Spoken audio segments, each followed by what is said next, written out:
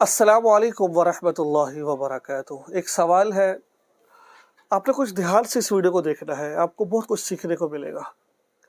مجھے ایک بھائی نے میسج کیا کہ مولانا صاحب میری جو چاچی ہے نا، صحیح چاچو چلے جاتے ہیں، چاچی میرے موبائل سے میرے بھائی کو فون کرتی ہے، اور باہر بھائی جو ان سے آؤٹ آف کنٹری ہے، تو اکثر باتیں کرتی ہے اس سے، لیکن ایک دفعہ ایسا ہو اس نے مجھے کہا بات کرواؤ، تو میں نے ریکارڈنگ لگا دی، پوری بات کو سماعت فرمائے، کیونکہ میری اپنی باتیں نہیں ہوتی، کس سے کہانی نہیں ہوتی، ایک واقعات حقیقت بات ہے۔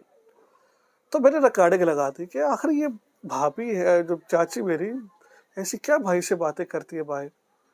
تو جب میں نے ریکارڈنگ لگائی تو بعد میں نے اس ریکارڈنگ کو سنا، تو میری چاچی میرے بھائی سے یہ کہہ رہی تھی کہ میرے ساتھ ہم بستری کرو۔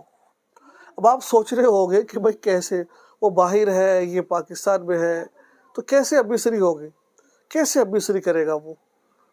بھائی آج کل کے دور کے اندر موبائل ہے، ٹچ موبائل ہے، کپڑے اتار کر ایک دوسرے کے سامنے رکھ دیے جاتے ہیں، پھر ایک دوسرے کے دیکھ کر مشتری کی جاتی ہے۔ تو ایک سگی چاچی، سگا بھتیجا، کوئی بترے نہیں ہے، چاچی بھتیجے کو خدا زنا کی دعوت دے رہی ہے، میرے ساتھ زنا کرو۔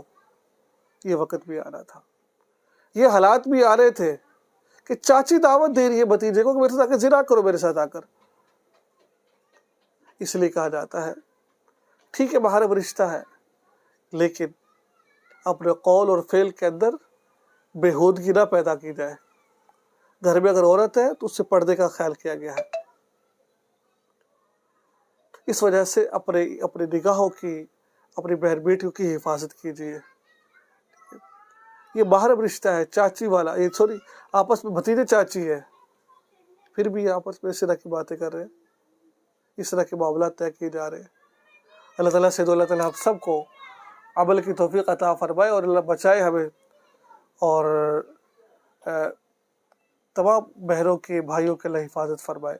اور اس بھائی سے میں کہتا ہوں یار آپ بات نہ کروایا کرو، بالکل آپ گناہ میں شریک ہیں، ساتھ کے ساتھ آپ گناہ ساتھ کے ساتھ کر رہے ہیں، آپ ایسا کام نہ کیا کریں، بات کرنا بالکل بند کریں۔